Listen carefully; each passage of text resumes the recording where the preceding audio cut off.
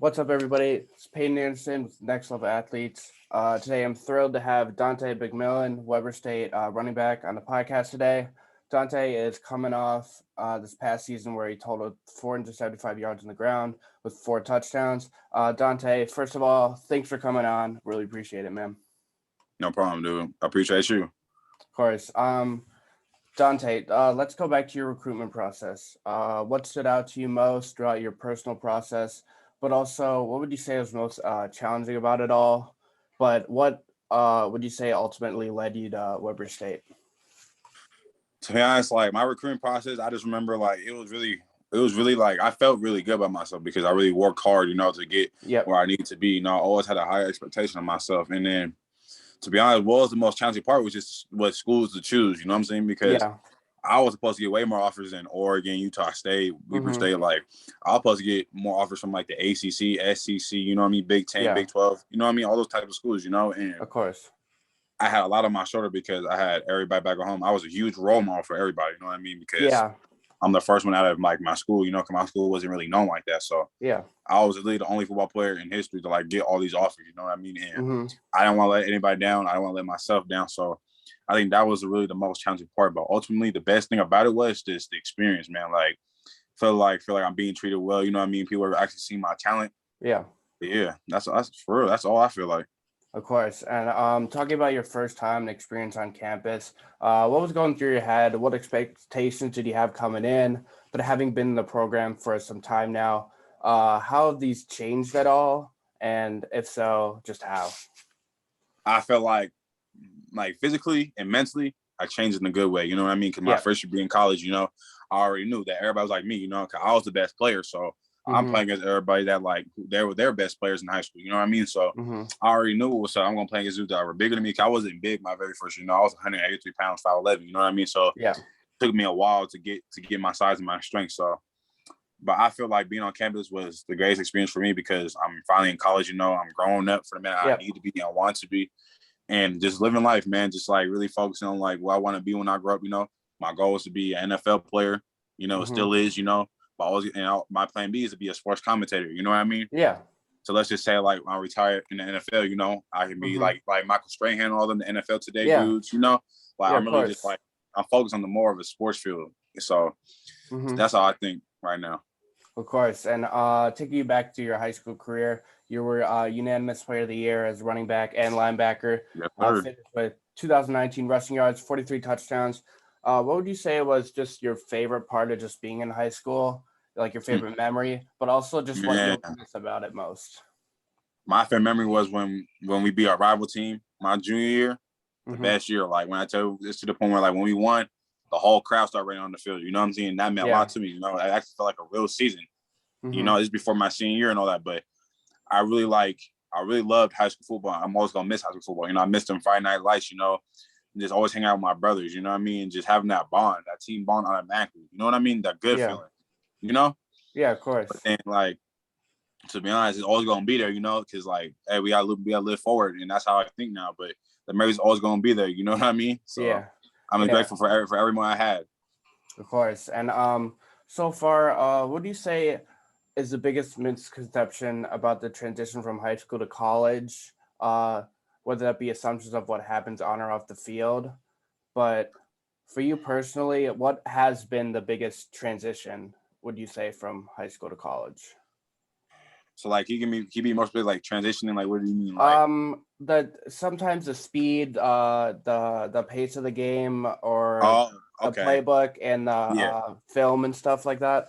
Oh, to be honest, I'm not even gonna lie, man. But like from high school, I know every play in the book, every Okay. play in the book, every route I'm supposed to get, what running, what hole I'm supposed to hit. You know what I mean? Mm-hmm. Like I was just all around. I played every position my whole life before college, but I think like the speed of college was way different. Because my very first year, I wasn't used to that. Yeah. I was getting the hang of it. You know what I mean? But I wasn't Mm-hmm. there fully. So I feel like when everything slowed down to me, like that next following year when COVID year hit, and that's when I just know, like, okay, I know what I'm supposed to do now. I know my Yep. expectation. You know what I mean?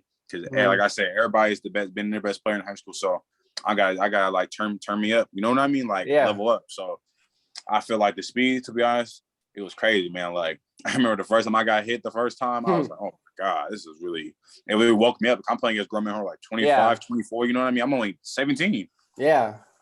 you know? So It's a whole different field. I think the cause of it was really different, very fast, you know what I mean? Like the pace, I think the pace is, for me as running back, the pace got slow for me. Okay. I know what to read. Like I said, I know what to read now. I know the playbook better. You know what I mean? Because my first year in college, I didn't know not one play, my dude. Like not one play. So Yeah. it took me a while to learn the really expectation of being a college athlete, not even a college athlete, elite athlete. You know what I mean? Yeah, of course. So yeah, that's how I think of it.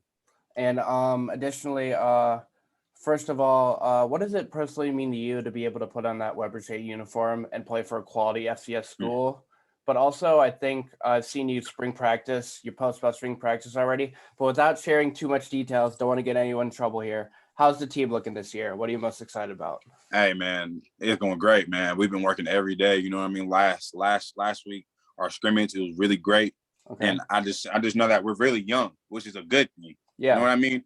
Everybody playing fast, everybody doing their job, no MAs and all. So I feel like this year is going to be good to win that natty. I know the Big Sky championship is a good thing, but I need that natty. That's all I want. I never had a national championship before.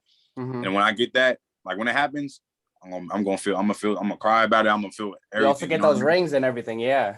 Yes, Gotta sir. show it off. That's the goal. Of course. And when talking about recruitment, NIL deals, social media, all these things play into all these athletes. Sometimes it can get distracting for some of them. But for you personally, what advice do you have to athletes just being able to just stay focused and just not letting that attention factor in too much to what they do on the field? That's what I learned. I read a book called The Energy Bus, which my head coach gave me, called Coach Hill. Yeah, that's my dude, man. He really helped me with like my mental health because, like I said, we're men. We got to stay positive mentally because a lot of men don't have good mental health. You know what I mean? So our best advice for athletes is always do everything the right way. So I feel like take each day one step at a time. Like wake up, do your bed, do something productive. You know what I mean? Do the little things. I feel like the little things matter. You know what I mean? And I feel like another thing, being beyond their education, because without your education, how you gonna be successful in the future? You know what I mean? Yeah. So I just feel like once I handle that, I always think about football out there because I don't have no distractions. You know what I mean? Yep. I'm all locked into football. You know what I mean? Like I do everything the right way. So that's what I do every week. Like you do yoga too to meditate and all. Help my mind think clear. So yeah, I just do certain things that's gonna help me be a better player. You know what I mean? And be a great player, not better, a great player actually. Of course. And when looking into your life off the field, what's a typical day like for you? But also, what are you majoring in? What does that look like? Classes you taken? But why did you choose what you wanted to choose? So I chose my like the major I really knew I was going to be good at is communications, and that's what I'm saying. The sports field, you know what I mean? Communications is a good thing, So what really made me choose communication? Because I just always watch like ESPN commentators, NFL commentators. You know what I mean? Yeah. And I really thought like, dang, this really look fun. You know what I mean? Because I'm still in football and I know football and I've been playing my whole life, so I can really relate to that. You know what I mean? I'm really good with my communication skills. I'm really good at analyzing players. You know what I mean? And just talk about them. You know what I mean? So, man, it's just like, what am I supposed to say after that? But yeah, the classes I've been taking was like math, psychology, and everything, English, history. But I feel like the best, like one note that helped me the most is psychology I'm taking right now. It's called Developing Your Own Life. Okay. It's teaching you how to be an adult and how to like really be successful and wealthy. You know what I mean? So this class has been helping me a lot because it thinks about like what I've been through my whole life. You know what I mean? Yeah. I grew up in poverty, so I've been through a lot, man. Like I just really I'm really blessed that I really got myself here, and I'm going to continue to make that future bright for myself. You know what I mean? I don't want to let nobody down, my family down, me down, and yeah, that's why I chose my major. Of course. And let's talk about your NFT deal you announced recently. Tell us what is it exactly, what it's about, and why you chose to do what you did. So basically, short-term NFT is your own NFT. It's a non-fungible token. So basically, when people buy your NFT, 50% of that goes to me. You know what I mean? Because that's mine. That's my personal stuff right there. So I feel like, let's say if I score a touchdown or something, or make a good play, they'll post some stuff like that. You know what I mean? Just to get my name out there and help my social media content get raised up more. You know what I mean? So that's why I kind of think how the way they told me, and I try to think as best as possible. So I just think that's how I just know about it. Yeah, of course. And going back to beginning where it all started, There was even a chance and likelihood you weren't supposed to even make it here and be alive. There was an article written about you and your twin brother. You were quoted, "I've been through the worst in my life. It makes me mad. At the same time, I have to keep going forward. I can't let anything stop me from being successful. I'm proud of myself for that." Growing up, how have you been able to get to where you are? But more importantly, what have you most taken away from it, as well as growing up with six siblings and how much of an impact you can have on them as well as the impact they can have on you. So basically, like, look, man. So my whole life, like, My dad was in jail 13 years of my life. Came my 13th birthday on August 4th. I really never talked to my mom like that because I felt like I just felt some type of way. This is when I was like just a baby. I was just young. You know what I mean? Yeah. So I kind of felt some type of way. I was really stressed out too. And it made me feel like does my parents really want to be with me? As their son. You know what I mean? I'm like their second firstborn. You know what I mean? Yeah. And it was hard though, honestly. But Yeah. that's what I'm saying. Football got me where I need to be. You know what I mean? And I used to be in the street. I used to be a gang member and all. But I just knew like at the same time there was no distraction to me, even though I was from a gang and I grew up in the highest crime rate in Seattle. You know what I mean? But I Yeah. didn't let that affect me like that because I always wanted to do is play football. Like literally, it's on my mind every day. In little league, at school, middle school, high school, all that. Like literally, my mind was just straight football, and I just knew football was gonna lead me to success. And Hmm. just look where I'm at now. You know what I mean? Yeah. And it's just like I feel like once you have something that really means to you, you're gonna really push forward to get it, and that's what I have to do. You know what I mean? I had to have my business. You know what I mean? Yeah. So yeah. Yeah. And for everyone in life, they always have that special someone, group of people that can be their biggest critics in life, but they're also out of love, biggest supporters. For you personally, who has that been for you? And if they were listening, what would you have to say?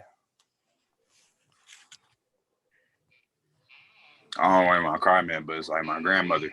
Mm-hmm. She raised me my whole life. She adopted me at when I first came out the womb, man, honestly. And I'm really grateful to have. I'm not gonna call her as my grandma. That's my mom. You know what I Yeah. mean? She deserves that word because without her, without teaching me these lessons, how to be managing, how to do money and all that, being successful, I wouldn't be here if it wasn't for her.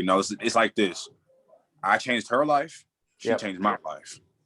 You know what I mean? And I'm Yeah. very grateful, man. I'm glad that she sees me that the man that she always wanted me to be. And I always think about her till this day. She has cancer right now. You know what I mean? That's Yeah. why I've been going through a lot. So in high school, my grandma had cancer. She had colon cancer. It was hereditary. You know what I mean? Mm-hmm. My family. So she beat that the first time because she got it early. But right now it's right now this year's delivery. You know what I mean? And it's just stressful, man. Right now, like they can't help her medically and all, but Yeah. it frustrated me, just to hear that. But the good thing is they didn't say how long she's gonna live for. So I just been positive with her, saying, "Grandma, this is for you to make a miracle for yourself to eat right, eat healthy, because when we get old, man, we gotta take good care of ourselves. Mm-hmm. Anything can happen in this life. You know what I mean? And Yeah. that's why I just like, man, it's just crazy, man. Like how my grandma just really been supporting me, always pushing me towards success. I never took it a kind of type of way. I know when she always mad at me, feels type of way about me, it's just like for me to like at least to be great. You know what I mean? Yeah. And she deserves that, and that's why I call her my mom more than anything. She needs that title. She's my mom, and she deserves that, and I'll do anything for her, and that's what I'm going to do. Of course. And when your collegiate career is all said and done, how do you want others to remember you from your college days, whether that be what you did on the field or even off the field or both, and just kind of the Both, person who you are, it just both, entirely. both, because man, I'm always been the same person. I'm never gonna switch up on people that I always like to hang out with, mess with. You know what I mean? Like I'm really just a dude that just wanted to just like everybody get to know like he's a great football player, has a great personality, great character, and that's why I feel like that's the most important thing as football players. Like we have good character. That's what Yep. everybody like to see, have good character. And that's the thing. I just know myself really well. I'm a funny dude. I like to make jokes, have a good time. I don't like feeling some type of way, getting mad and all that. I feel like that's going to ruin myself, cause I don't like when I'm feeling some type of way because I'm really a positive person. You know what I'm saying? Yeah. And I've been trying every day to stay positive, on the conflicts, I've been going through, and just basically adversity, if that Yeah. makes sense.